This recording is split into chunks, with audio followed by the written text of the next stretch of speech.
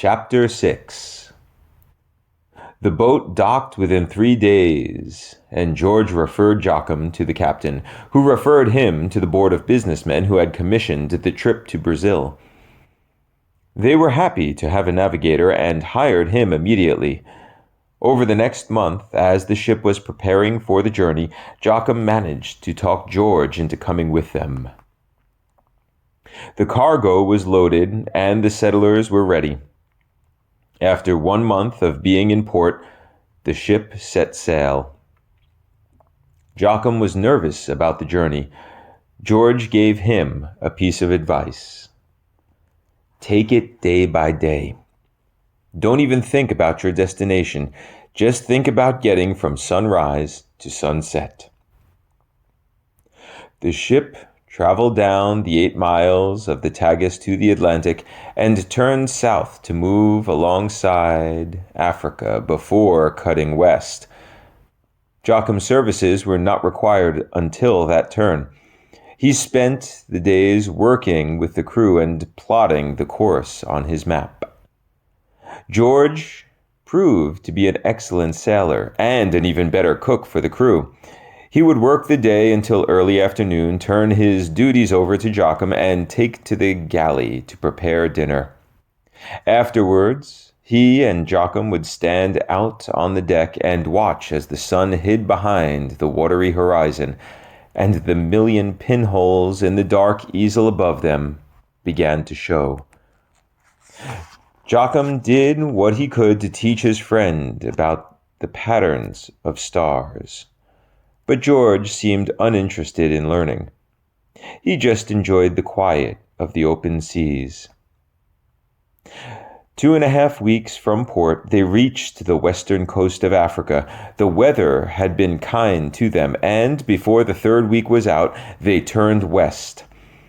George saw less and less of Joachim as he planned their course.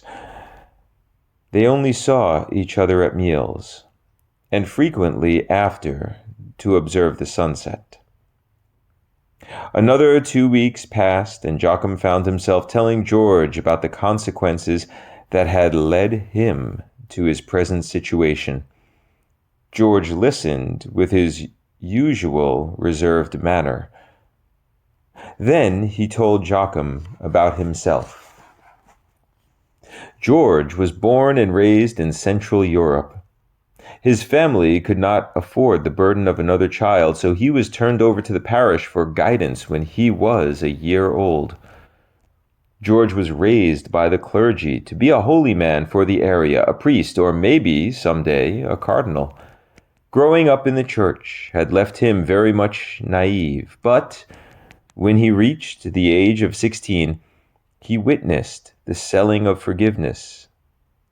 Seeing that his spiritual parents were not as unconcerned with earthly pleasures as he had been led to believe, his faith was crushed.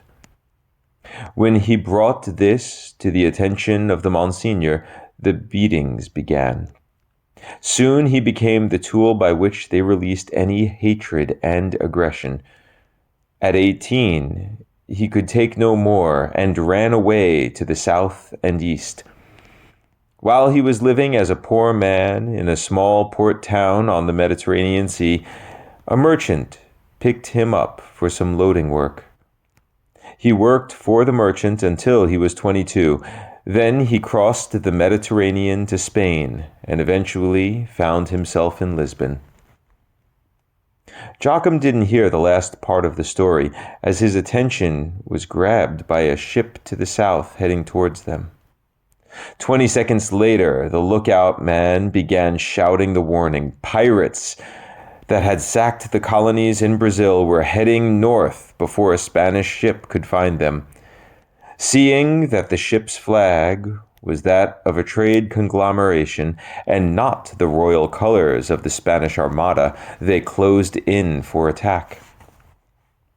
The ship turned to the south and evened out west again, preparing to open fire. Pirates are in the business of war, so it's understood that not only did they have better weapons, but they had more of them too. As the crew waited for the ship to come within 300 feet, the pirate ship opened fire at 4. The mainsail went down almost immediately, and a hole was blown into the hull. Joachim scrambled down to the galley with George. Together, they lifted the captain's tablecloth and ran back on deck.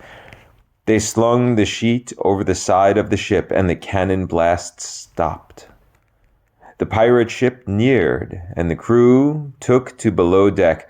Joachim and George climbed the aft mast and waited in silence. The pirates spilled onto the boat, yelling and cursing and charging below the deck. Noises of battle could be heard, screams of dying men, gunshots, and the clang of cutlasses. It was over within the hour. While leaving the ship, the boarding party spotted the two hiding behind the sail. 3 men climbed up to scare them down, but were kicked onto the deck. 2 pirates came on board with the pirate captain and held guns aimed at them. They both froze, then dove from the sail. 4 pirates were on top of them before they could reach their feet. They didn't fight back, although the 3 they had kicked down evened the score with punches to the face and midsection. Feeling they had enough, the pirates took them before their captain, who had just beheaded the other captain with his own sword. The cargo was being moved from one ship to another, along with the women. The captain turned to Joachim and George. "And what would your station on this vessel be?" "I am a navigator." "I'm just a cook, sir," George said. "The navigator and the cook, eh? Well, I have use for a navigator, but my men need no cook. This man is no ordinary cook." Joachim pitched his voice so the pirate crew could hear him. "He is the finest French chef that money can buy. He was commissioned from the royal court in Spain by the companies whose cargo you're taking." A royal cook? The captain was thinking it over when his first mate approached. "Sir, we could use well-cooked meals." "A royal cook would certainly strengthen your crew," Joachim added. "Very well. The cook stays." His first mate smiled amidst the cheers of the crew. The captain turned to the 2. "You no longer have your life as you know it. You now belong to me, and your life depends on my happiness." To Joachim, "Get your navigational supplies and be quick about it." To George, "You better make the greatest meal ever tasted tonight." With that, the captain turned to take a look at the cargo. Joachim and George looked at each other. "Take it day by day,"